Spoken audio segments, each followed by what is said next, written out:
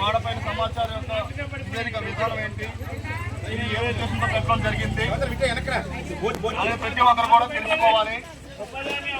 మహాత్మా గాంధీ జాతీయ గ్రామీణ ఉపాధి హామీ పథకంలో 2024-2025 ఆర్థిక సంవత్సరం అంటే 2024 అంటే గత సంవత్సరం 4వ నెల 1వ తేదీ నుండి 2025 అంటే ఈ సంవత్సరం మొన్న 3వ నెల వరకు జరిగినటువంటి పనులు ఆ ఆర్థిక సంవత్సరంలో ఏవైతే చేశాయో మన ఊరు పనితీరు అనేది ఈ సామాజిక తనిఖీ యొక్క నివేదిక. అంటే ప్రతి ఏడాది కూడా సామాజిక తనిఖీ నిర్వహించినటువంటి ఏవైతే మన గ్రామంలో జరిగిన పనులు ఉంటాయో ఒక ఆర్థిక సంవత్సరంలో ఆ పనులు తనిఖీ చేసిన నివేదికను సమాచారమును ప్రజలందరకు చేరువుగా అందుబాటులో ఉండాలని వాల్ రైటింగ్ ద్వారా ఈ సమాచార వ్యాప్తి అనేది చేయడం జరుగుతుంది.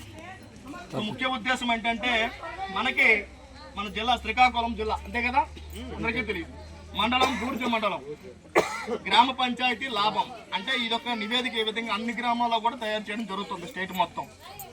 ఇక్కడ మనకి ఏవైతే మన ఆవాస గ్రామాలు ఉన్నాయో, ఎన్ని గ్రామాలు ఉన్నాయో ఆవాస గ్రామాలు అంటే మన గ్రామ పంచాయతీకి సంబంధించినటువంటి పక్కన ఆవాస గ్రామాలు ఉంటాయి ఉన్నాయో మన గ్రామానికి.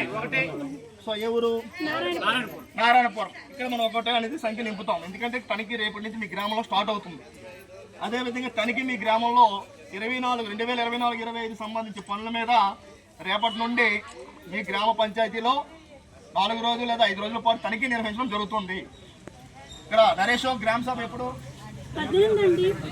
18వ తేదీన. ఏంటంటే మన గ్రామంలో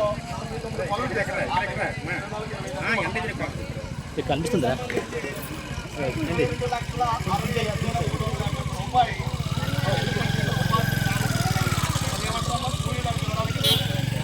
శ్రామికులు మన డిప్యూటీ సీఎం గారు కూడా మరియు మన మినిస్టర్ గారు కూడా అదే కదా ఉపాధి హామీ ఇవ్వాలి. సో మన గ్రామంలో జరిగినటువంటి